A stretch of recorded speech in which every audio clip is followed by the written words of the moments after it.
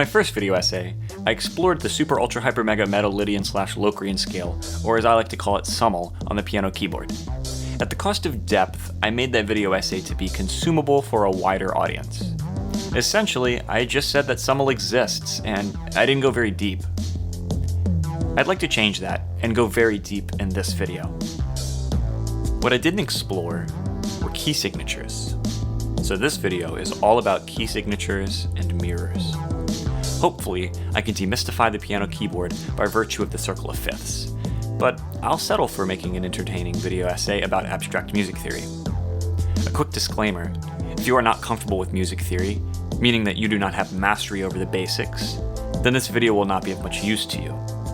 I'm assuming that you understand key signatures, relative and parallel scales, intervals, triads, inversions, and probably a ton of other stuff too. Okay, still there? Let's dive in. This is the circle of fifths. I will keep it here for as long as possible. I recommend taking notes, drawing your own circle, and if possible, sitting at a piano. So for those of you without a piano, I will provide this one here to go along with my circle.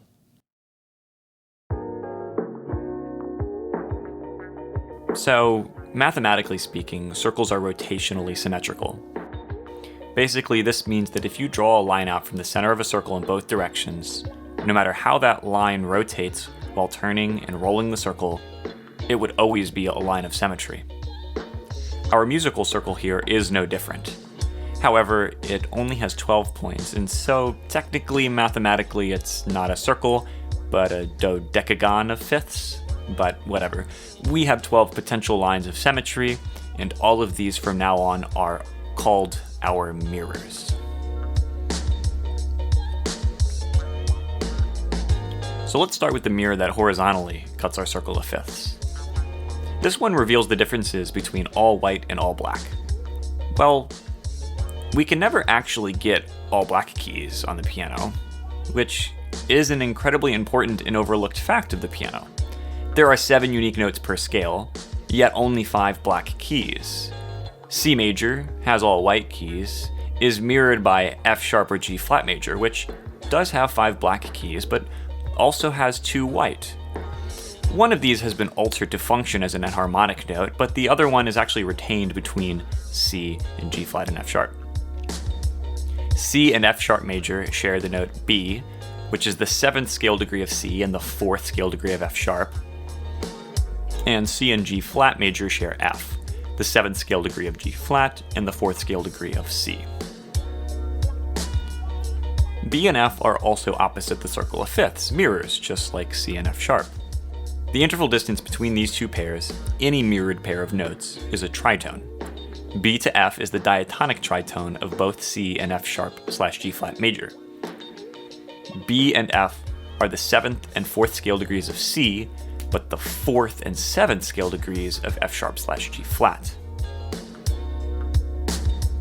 Man, I know I've got a prompt up here on the screen, but I'm going to say it out loud. I'm not talking about the classical intervals of augmented 4th and diminished 5th, and technically we are dealing with enharmonic interval spelling, but you're welcome. Let all this sink in for a while.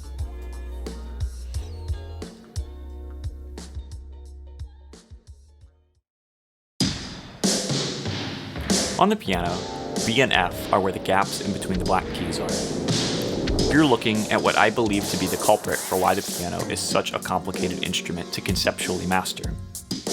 Just when you think you have identified a pattern, and you have, the piano throws a curveball and introduces a unique shape to you. I'm going to show you a ton of examples in this video, but to start you off, here is just one. Every perfect 4th or 5th on the keyboard is made of 2 of the same color keys, except B to F sharp and F to B flats and their inversions. These 2 are made up of 2 different color keys. B to F is the only white to white tritone. C and E also make up the gaps in between the black keys, but they don't give us as much of a hard time, so we're cool with them. Before moving on, I'd like to talk about the black-white naming scheme I'm inventing for this video essay. From left to right, I will name intervals and chords by the color of their keys, and I will call this a color identity. For example, white, white, white, and black, white, white are color identities of triads. Every note, interval, and chord has a color identity, at least when it's on the piano. The color identities I am mostly concerned with belong to triads. B major and minor triads, and so too B flat, major, and minor, are the main examples of the unique patterns that the B to F tritone makes. You might have stumbled across these if you have ever played diatonic triads, commonly referred to as chord scales, on the piano in any other key other than C major. B flat major is the only black, white, white major triad. B major is the only white, black, black major triad. If we build a major triad from almost any other note, we find that there are multiple that share the color identity. The white, white, white major triads are F, C, and G. The white, black, white major triads are D, A, and E.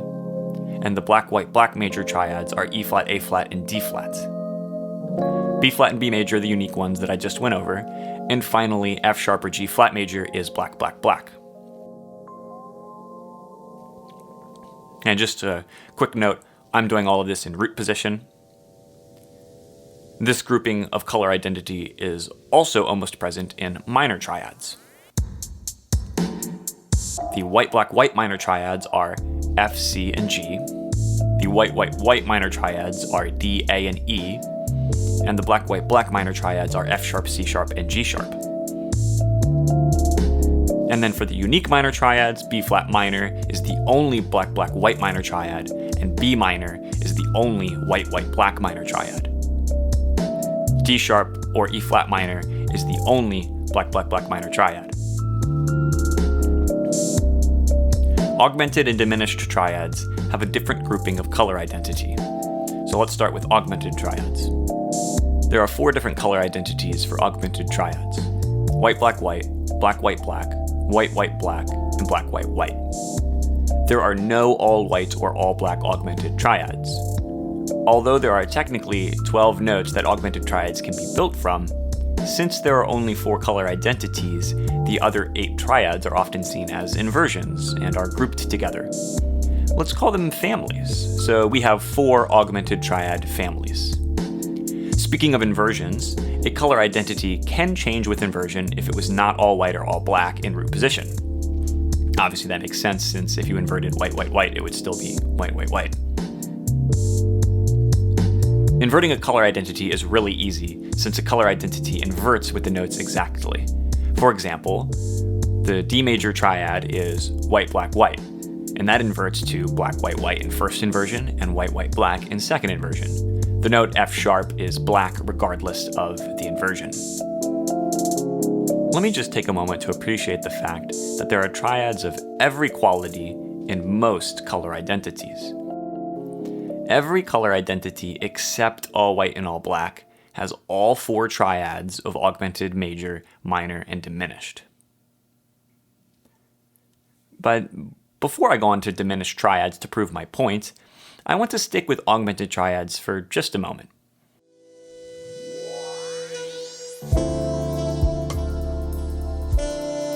Did you know that they are symmetrical? Augmented triads are the result of an equal division of the octave by 3.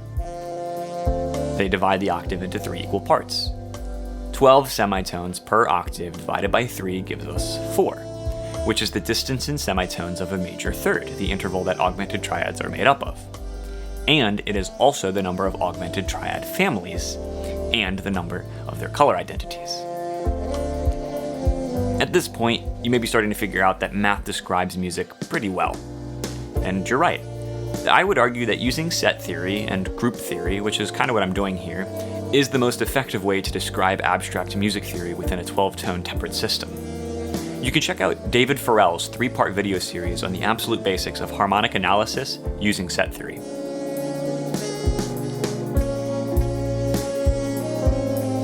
I want to get back to color identity and diminished triads, but I'm going to stick with math for just a second longer, so bear with me as I bring this full circle. Our mirrored notes, aka tritones, C to F sharp, B to F, etc., are all just two equal divisions of the octave. 12 semitones, or 6 tones, divided by tritones equals 2. There are 6 tritones, each made up of 2 notes. There are 2 whole tone scales, each made up of 6 tones. There is 1 chromatic scale. 12 divided by 1 is 1. And 1 divided by 12 cannot be simplified. 1/12 of an octave is a semitone, the smallest division of the octave in a system of 12-tone temperament. Our last factor of 12 is 4, and this brings me back to where I wanted to be before the math tangent. 12 divided by 4 equals 3.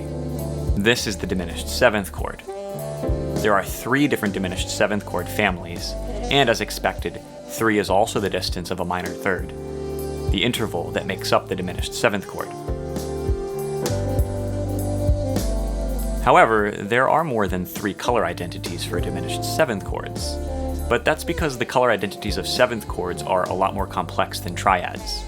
Since we have 4 notes per 7th chord, the number of possible color identities increases by quite a bit. I hate to disappoint, but I did not make a list of every color identity for every 7th chord. This video essay is long enough. The script is 8 pages. So stay tuned for the sequel to this video essay, I guess.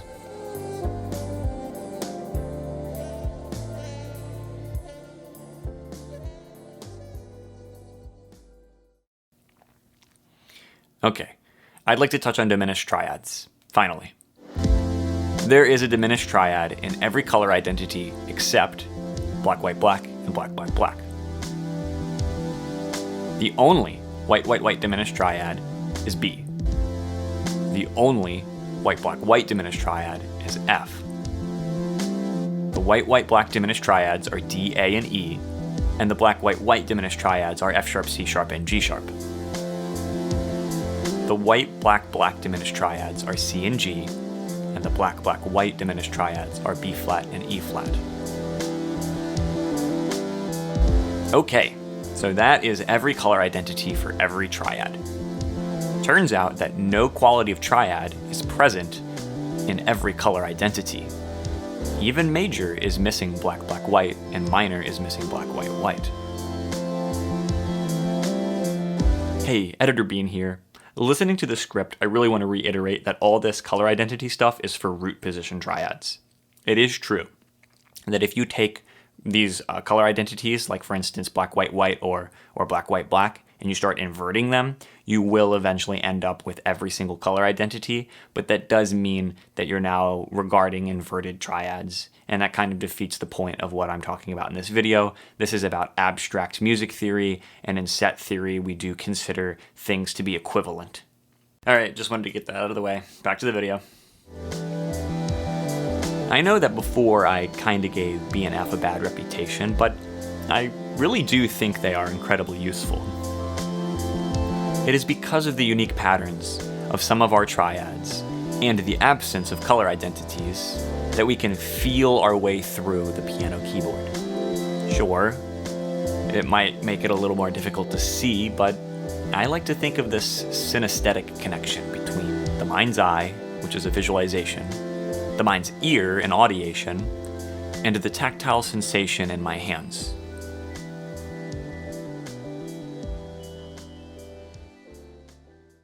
I've heard so many people say that a chord makes them see a certain color. C major 7 is blue. I even met somebody who reported that they saw the world with different colors depending on the smell, taste, touch, or sound of something. They were officially diagnosed with synesthesia. But to me, sounds are all black and white. They are barcodes. They are the black ink on a page of white paper. They are pianos. My hands understand them just as much as my eyes, both just as much as my ears. But never my nose. Have you ever licked a piano? Never mind. What I'm trying to say is that color identities help us feel our way around the piano. The unique ones and the absent ones are the most important ones if we are doing nothing but feeling. So that's kind of the practical application for color identities. I mean, I would never use them for harmonic analysis. I made my point halfway through my video essay. Oops. I still have a lot more I want to talk about. More mirrors? You guessed it. F sharp minor mirrored over middle D is E flat major. The key signature of 3 sharps with a minor tonic mirrors 3 flats with a major tonic. E minor mirrors F major. 1 sharp minor mirrors 1 flat major. G minor mirrors D major. 2 flats minor mirrors 2 sharps major. F minor mirrors E major. 4 flats minor mirrors 4 sharps major. Boy, that's a tongue twister. Are you starting to see a pattern here? Even C major mirrors A minor. 0 flats mirror 0 sharps. Okay, let's ignore the tonic for just a second and focus entirely on the key signatures. We can make a rule here. Regardless of mode, every scale has a mirror that corresponds directly to the circle of fifths. How does it correspond? Key signatures of equal sharps and flats are mirrors of each other. Now, if we look at just the quality of a tonic triad, we find that key signatures of equal sharps and flats will have a major and minor tonic triad that are mirrors of each other. In other words, every major and minor triad has a mirror that is of the other quality. A simple explanation for the rule is that the order of major and minor thirds that construct the triads are switched between the two. Thanks, math. Considering modes, those have mirrors to each other as well. If we rank modes based on their accidentals, we find that they mirror each other according to the circle of fifths too. For example, I'm going to use D Dorian for our starting place of all naturals. Since it is the symmetrical mode and it sits nicely on our middle D mirror, we find that there are 3 modes containing sharps and 3 containing flats, giving us our total 7 modes. And the key signatures of these modes also follow the key signature mirror rule, since that rule was never dependent on modes. Dorian, as I just said, is symmetrical. 0 sharps mirror 0 flats. D Mixolydian 1 sharp mirrors D Aeolian 1 flat. D Ionian 2 sharp mirrors D Phrygian 2 flats. And finally D Lydian 3 sharps mirrors D Locrian 3 flats. If we attempt to add a 4th sharp or flat, we change the tonic, and now we have to start the process over. So for example, I'm going to stick with D as our tonic still. The 4th sharp is D sharp, and so now we're in D sharp Locrian, a new tonic. If we add another sharp, we get to D sharp Phrygian, and another one we get to D sharp Aeolian, and you see now we are traversing a new modal mirror, and so I'm going to stop there.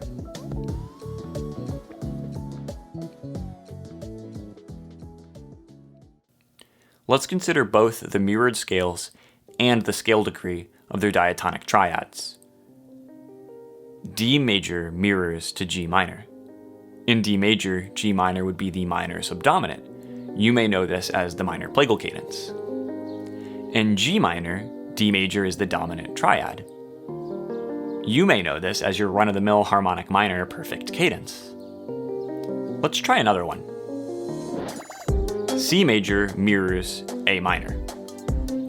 These 2 triads are simply 2 tonics of the same key signature and are diatonic mediants. Wait. Let me try a different one.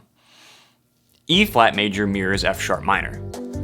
These 2 chords are entirely unrelated. They are enharmonic chromatic mediants, and they share no notes because their roots are a distance of a generic second.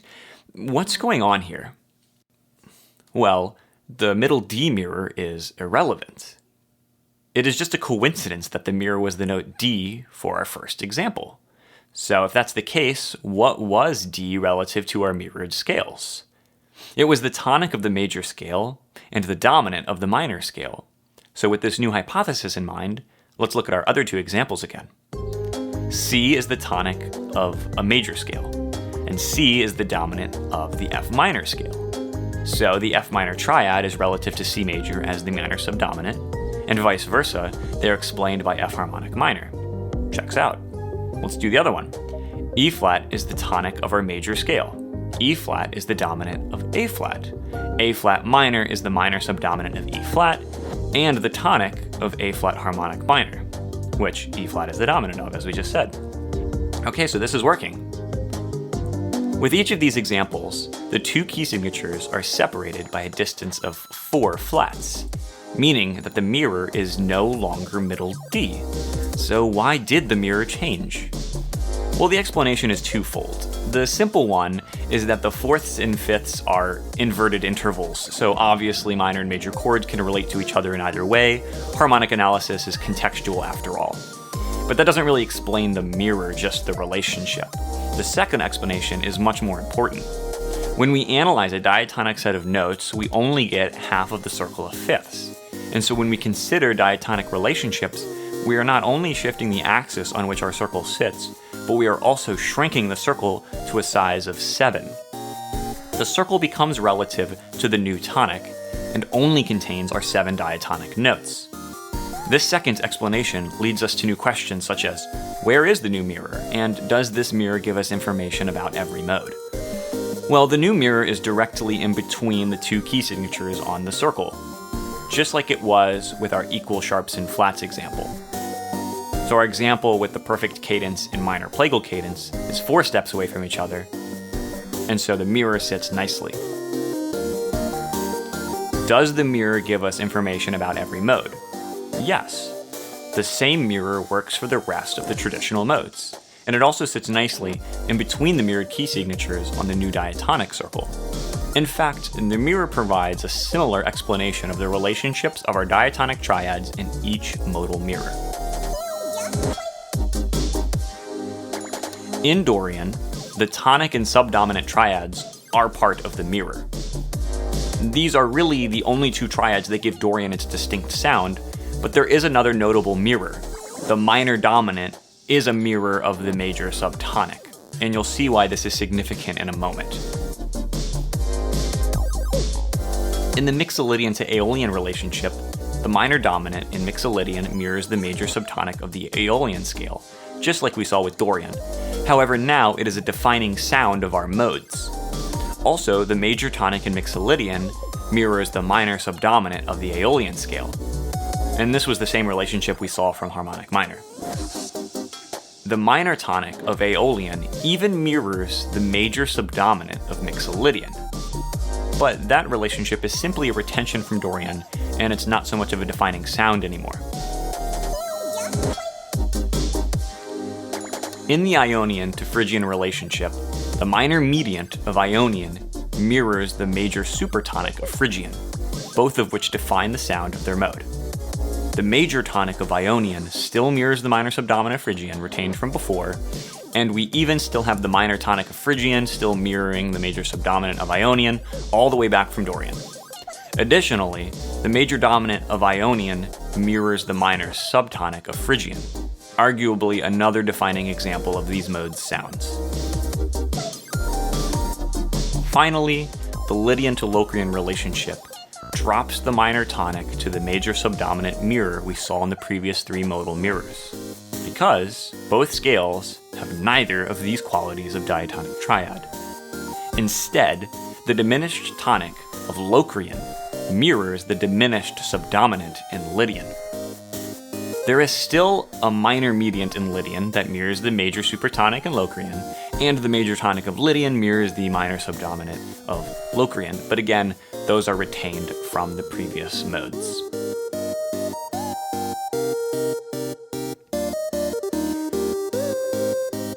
So, there you have it. Modes are mirrors, triads are mirrors, color identities are mirrors. The whole piano is a mirror. And I'm sure there's a ton of stuff I didn't go over, but that's because I didn't go over everything. Yeah, so, not really sure how to end this video. I kinda already made my point. I'm just talking about random abstract theory with reckless abandon at this point. Thanks for sticking around this long, I guess. I hope you learned something cool. Oh, right. I mentioned that my goal was to demystify the piano keyboard by virtue of the circle of fifths. So I have one final question. Did I accomplish that?